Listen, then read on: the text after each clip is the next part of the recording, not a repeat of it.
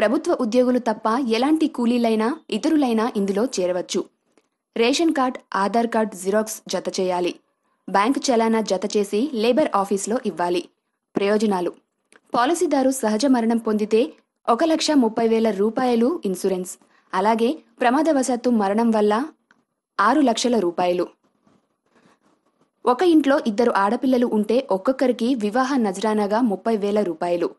ప్రసవ కానుకగా 2 ప్రసవాలకు 30,000 రూపాయల చొప్పున వచ్చే అవకాశం ఉంది.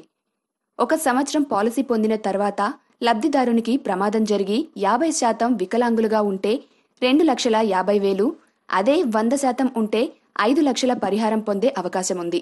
ఈ లేబర్ ఇన్సూరెన్స్ ఒకసారి 110 రూపాయలు చెల్లిస్తే 5 సంవత్సరాల వరకు చెల్లించనక్కర్లేదు. అంటే మీరు చెల్లించేది సంవత్సరానికి 22 రూపాయలు అన్నమాట.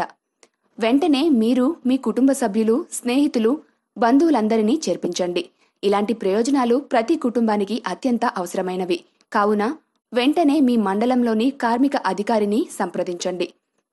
చివరగా ఒక్క మాట: ఈ పథకంలోకి చాలామంది కార్మికులు మాత్రమే చేరవచ్చని అనుకుంటారు.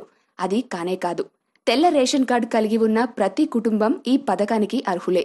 మీ అందరికీ విన్నపం: జోక్స్, కార్టూన్లు పంపే బదులు ఈ మెసేజ్ పంపితే జనం అందరూ తెలుసుకుంటారు.